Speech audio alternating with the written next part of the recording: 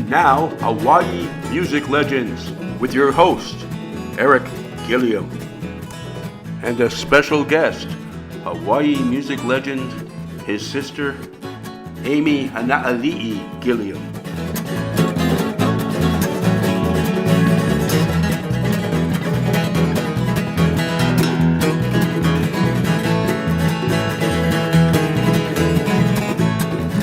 Ladies and gentlemen, please welcome the grandchildren of Jenny Hanaialiʻi Ka'ahanui,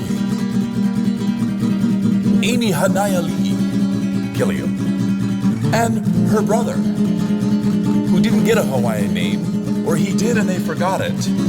We'll just call him Eric, singing Haleiwa Hula.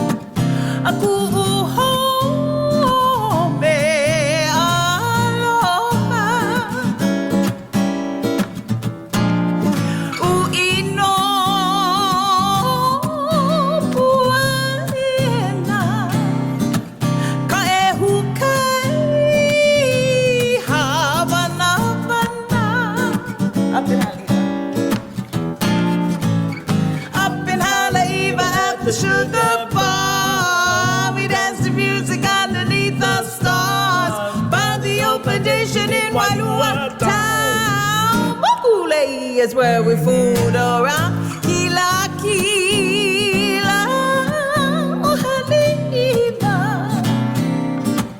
kahale kipa, oh namalini.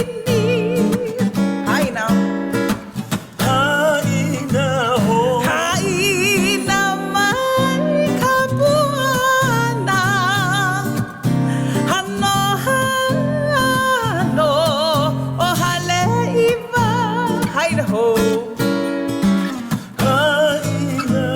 Haina mai kapuana.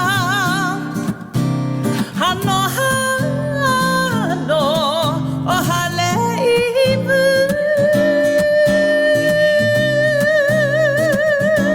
Hey, hey. He many ho, oi. Go, Grandma. You go, Grandma. Amy Hanaialiʻi Gilliam, I am so excited to have you on the show, not just because you are my sister, but because you are Miwani. You funny, you. It says here, 18,000 Hoku Awards and 500 Grammy Awards. No. Is that not correct? That's wrong. How many is it? Well, I was very fortunate to go to 5 Grammy Awards and be nominated. Somebody's gonna get fired.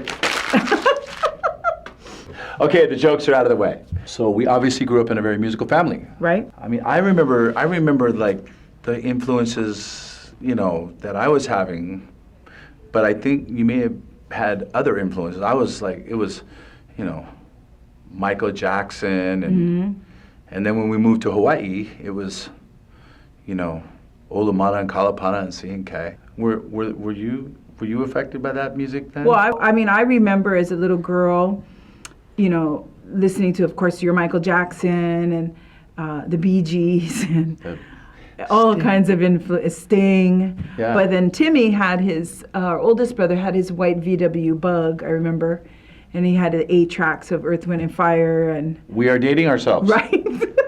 Leopard pillows and mirrors on the ceiling. And oh, man. And then we, of course, got into high school, and it was all about theater. Right. I was a few years ahead of you, so. Right. And then we became obsessed with theater. It was all about the musical. Right. And And then I left to go away to college, and I left you to your own devices, and I come back, and you're a star. Great. Yeah, a lot of people don't realize or know that we actually were raised in Keawe, that our dad used to run the 76 station across from Kalama Park. Yeah. But our grandma used to teach hula at Kalama Park, and you and Timmy were always playing toeri, and for all the shows, the recitals we did over there. And so Hawaiian music goes way back in our roots, you know, even as young kids. Yeah. We just put it on hold for a little bit to do the theater. I mean, because we grew up with Hawaiian music, and I remember Grandma singing Hawaiian music. Right. And we knew some songs, and we went to a church that Right. was all Hawaiian. Right. So we kind of knew it, but then at some point, you started really singing. Because when I graduated from music school in San Diego, I came home and, you know, I had grandma's whole collection of hula albums. Yeah. And just, I remember washing them one day and cleaning them and then listening to them. But my whole realization of coming home and really delving back into Hawaiian music was I was auditioning for Les Mis in California, in Los Angeles, with Jamie Foxx, Eric Bishop back at the time. And we would go on these auditions and things, and I was auditioning for a Fantine in Les Mis across from the Hollywood Bowl in that white church, that big white church. Yeah. And I remember camping out for 3 days and hibachi action and making all kinds of foods. And I walked up and I had my resume and they just said next. I didn't even get to open my mouth. And then I walked out of there and I saw that Natalie Cole was in concert at the Hollywood Bowl, and I was like, oh, that's what I want to be doing. And that was it. You were clearly on the wrong path. Then I came home and I just started recording. Wait, so at USIU, which is United States International University, I remember when you were going to school, because I just got my first year out of college, you were in your senior year of college. Right. Okay, so you studied voice formally. Like, what does that mean? When you were, is that all you studied at USIU? Well, at college, you know, I had academic classes all during the day, but I had private voice lessons, ear training, notation. You know, I had a Russian teacher that we had to learn ear training and literally write and notate down everything that she was singing to us or playing. And then I sang in a classical choir with Jamie and all my classmates. And then I sang in an African American choir after that with him and all his friends. And was that like gospel music? Full gospel music, yeah. Wow. Yeah, my roommate was Leatrice Andre. She sang in African American. Her mom was a preacher, and so I started getting a little bit more influence in there. And then they were like, "You're sounding too musical theater. You got to like pull it, get a little bit more soul into it."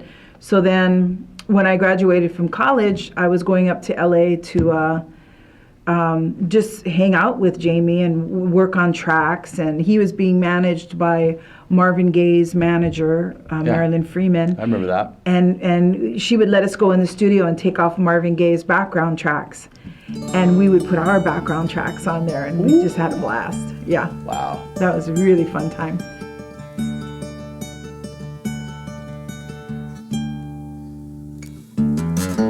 Ikahea mai ana o pale hua e vahilani haupu ia'u e puina ole ke kuahiwi kaolana vei kalani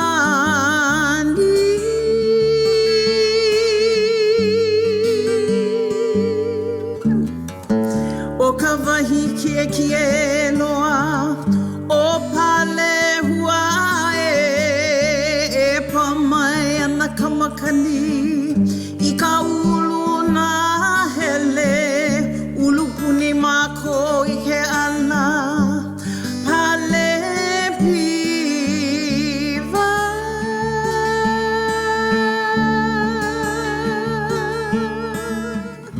aue avale ana oe o pale hua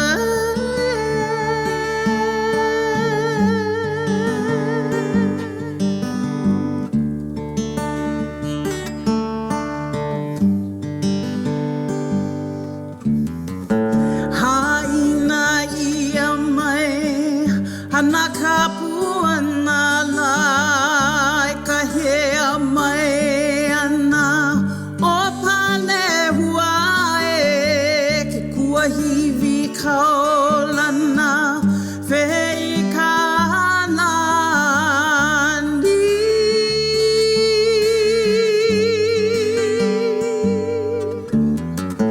Haina ia mai Hana kapuana lai Kahea mai ana O pale huae Kua hivi kaolana Vei kalandi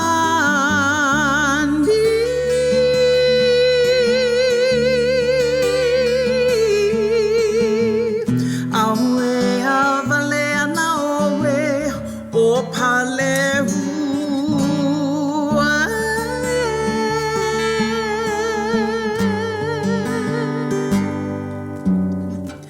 Aue avale ana oe O pale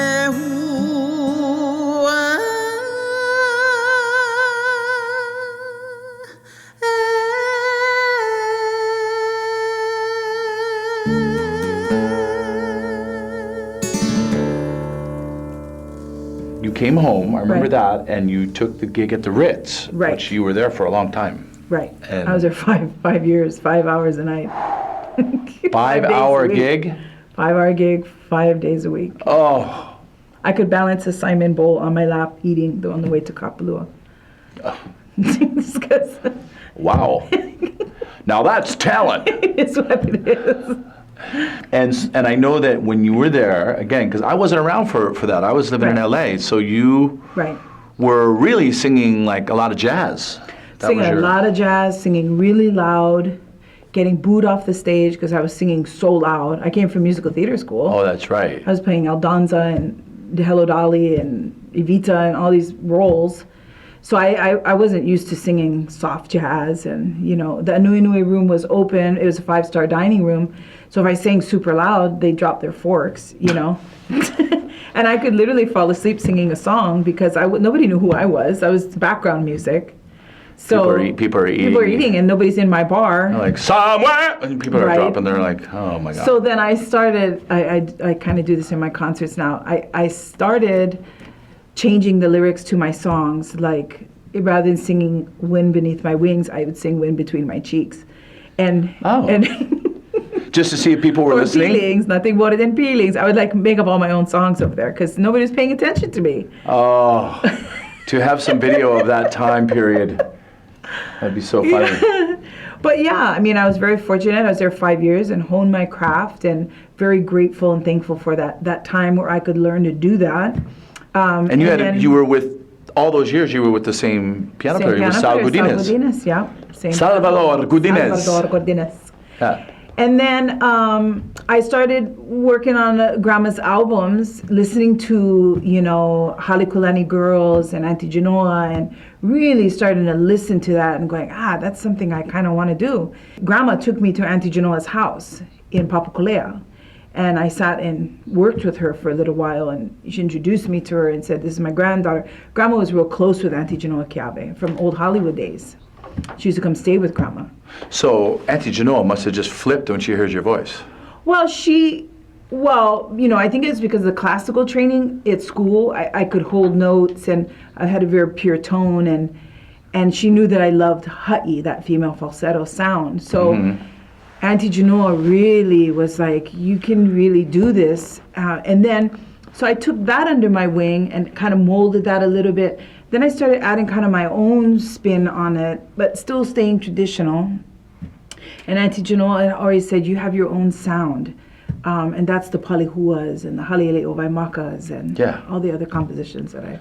Your first record, which most people don't even either know about, Right. was called Native Child. Native Child, yeah. Produced by the great Wendell Warrington. Wendell Warrington, yeah. Who produced a lot of records here on the island of Maui. Yes. Produced my first CD. Yep. Which is also completely unknown.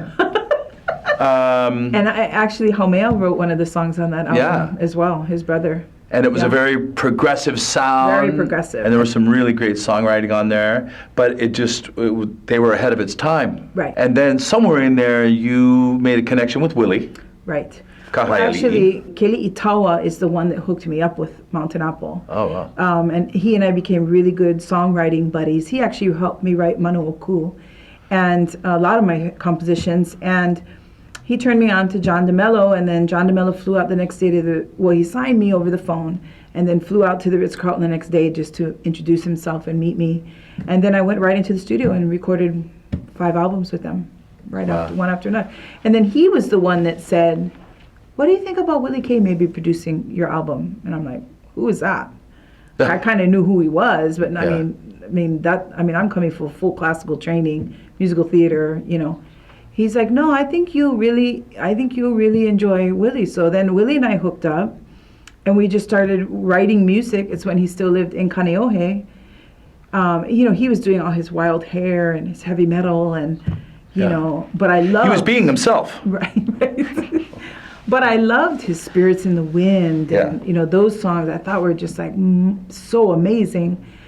So then we hooked up and we started writing music together, and we wrote Hawaiian Tradition, and those are all brand new compositions, and we just sat and wrote together and bonded, and he was intrigued that I sang ha'i, but I looked so haole, and you know, it was just a different thing for him. So then we came together, recorded the first album, and then recorded 4 albums after that. So title of the song is? Manu ʻŌʻō. And I say we dedicate it to your music director, Steve Jones, God rest his soul. He would look across the stage at me and say, "Slow down! Slow down!" It goes like this. The art of expulsion.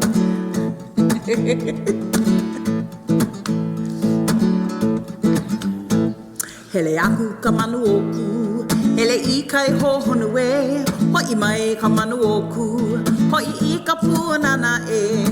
Ku e,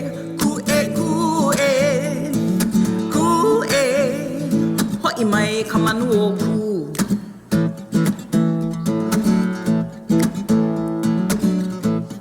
Slow down!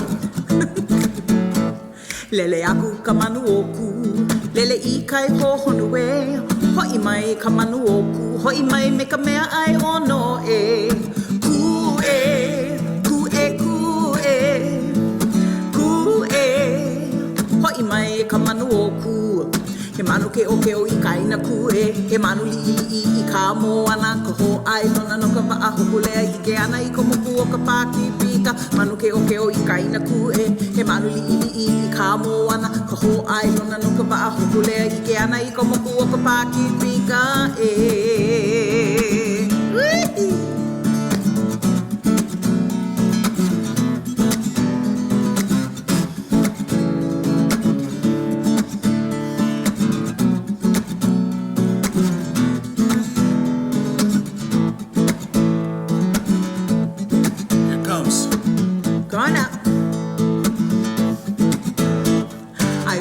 Ka manu ʻōku, ka manu liʻiliʻi kui ka wā, e o e ka manu ʻōku, lele aku a hoi ka aina e.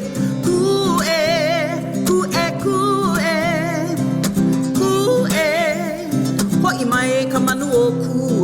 He manu ke o I kaina ku e, he manu liʻiliʻi I ka moana, ka ho ai lona no ka wa'a hokulea I ke ana I ka moku o ka pāki pika. Manu ke o I kaina ku e, he manu liʻiliʻi I ka moana, ka ho ai lona no ka wa'a hokulea I ke ana I ka moku o ka pāki pika e.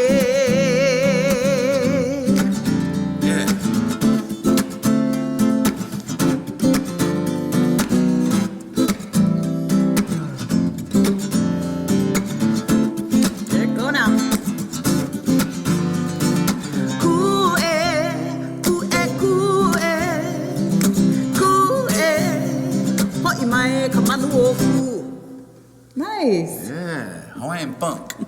And so we went up to Mountain Apple Studio in Palihua that was owned by R. Alex Anderson. And the whole outside of the studio is made from railroad tracks, wooden railroad tracks. And where is Palihua? Palihua is at the top of Makakila Mountain Range, Waianae Mountain Range. On Oahu. Yeah. Palihua was conceived one morning because R. Alex Sanderson wrote Mele Kalikimaka. He was a very prominent composer. and it was his house. And we would go up for 2 weeks at a time. Milan Bertosa was the engineer. We'd buy food for 2 weeks, and we would just stay up there. And Wow. I remember waking up at about 5:30, sitting out on the deck in front of the house, and Willie and I were just kind of messing around with chords and stuff. And then that whole part where it goes, like all the mist parted. Wow. Like, and you could see literally all of Oahu. You could see Molokaʻi, you could see Diamond Head, the whole Ko'olau mountain range. You could see Haleiʻiwa. And that point right there was just like the most breathtaking view.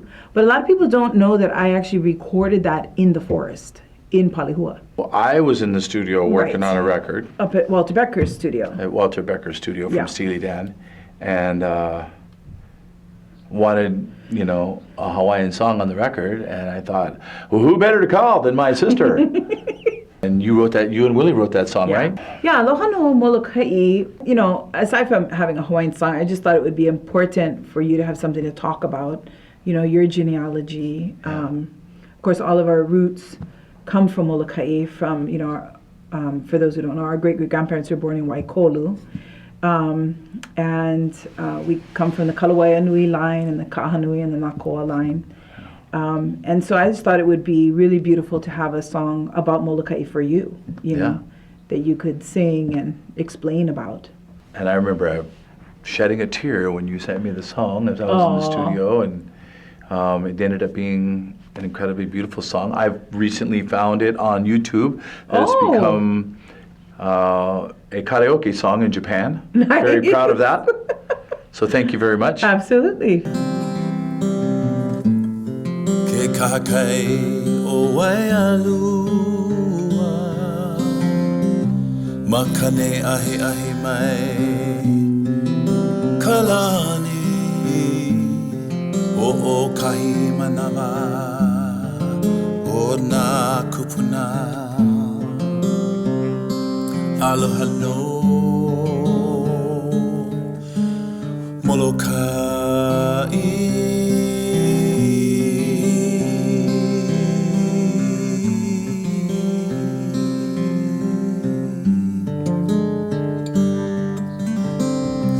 Na vai makanui ahina E haule makalau ke kukui Kaulana o aialua Pili no na kupuna I ka aina Aloha no Molokaʻi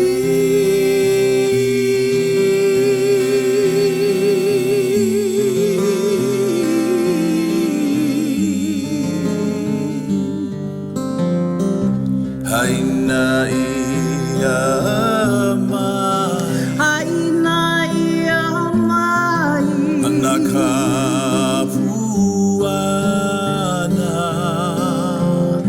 Kaulana o aialua Pili no nā kupuna I ka aina Aloha no